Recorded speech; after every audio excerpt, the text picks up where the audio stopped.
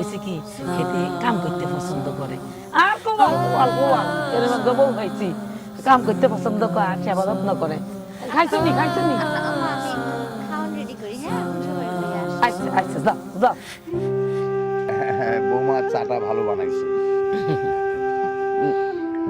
বিয়ান সাহেব একটা কথা জিজ্ঞেস করি, কিছু মনে করেন না। মানে আপনার ভাষা শুনে মনে হইতেছে আপনার বাড়ি নোয়াখালী।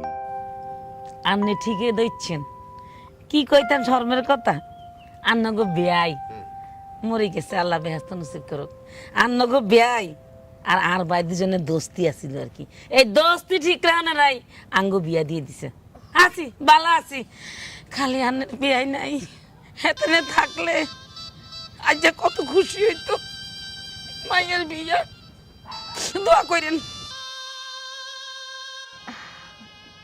মন খারাপ করবেন না। বিয়ান সাহেব আপনার কথাবার্তা শুনে খুবই আনন্দিত, মানে আমাদের খুব ভাল লাগছে। এত সুন্দর পরিবার আপনার, আপনার ভাষাটাও অমায়িক, ভালো লেগেছে আমাদের। তাহলে আপনার ছেলে সিলেট থেকে আসলে তার সাথে কথা বলে ডেটটা ফাইনাল কবে কি হবে আপনি ফোনে জানাই দিয়েন। জি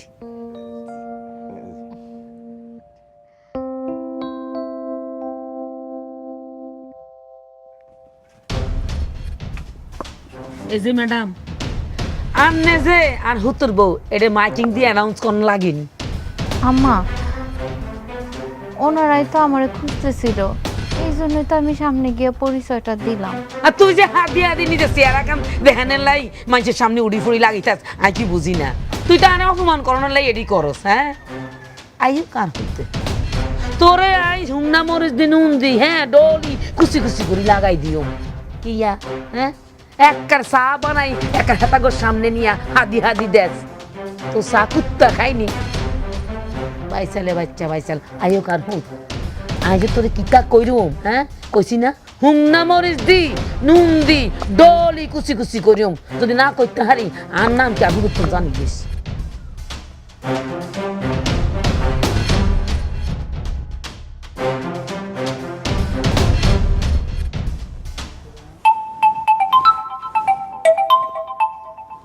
হ্যালো হ্যাঁ নাবিলা, ডলিরিকে ওরা পছন্দ করছে।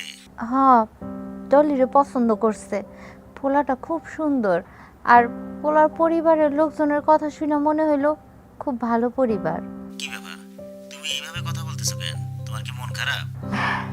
মন থাকলে তো মন খারাপ হইব মনটাই তো মইরা গেছে এত নির্যাতন করার পর একটা মানুষ কেমনে বাঁচে কও ও বুঝতে পারছি, কি করব বলো? সে তো গর্ভধারিণী মা, তার সাথে চাইলেই তো আমি খারাপ ব্যবহার করতে পারি না।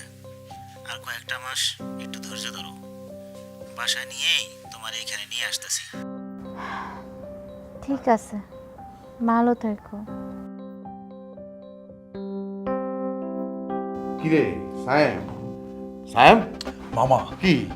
তবে এটা ঠিক যে মেয়েটা আমার পছন্দ হয়েছে, কিন্তু তুমি খেয়াল করছো হ্যাঁ। মেয়ের মা যে ওই যে মেয়ের ভাবি এই বিষয়টা যে একটু গোপন করলো যে অসুস্থ, হুট করে মেয়ের ভাবিটা আসলো, আইসা আবার সালাম দিল, বললো যে আমি ভাবি। এই বিষয়টা দেখছো আমার কাছে কেমন যেন একটা দ্বন্দ্ব, মানে দ্বিধাদ্বন্দ্বের মধ্যে পড়ে গেছে আমি। না মানে অনেক সময় পারিবারিকভাবে কোনো বউরা একটু বেশি কাজ করলে তারা একটু সাজগোজের বাইরেই থাকে। আমি ওই রকমই মনে করছি ব্যাপারটা ন্যাচারাল, এতে আমার কোনো সন্দেহ হয় নাই। শোন, এই যে তুই মনের মধ্যে খুঁটখুট রাখতেছস না, এতে কিন্তু অশান্তি বাড়বো। বিয়ার বাজারে বিয়াটা করবি হইল গিয়া তোর পছন্দ হইছে, একদম আলহামদুলিল্লাহ কইয়া বিয়া করে ফেলাবি।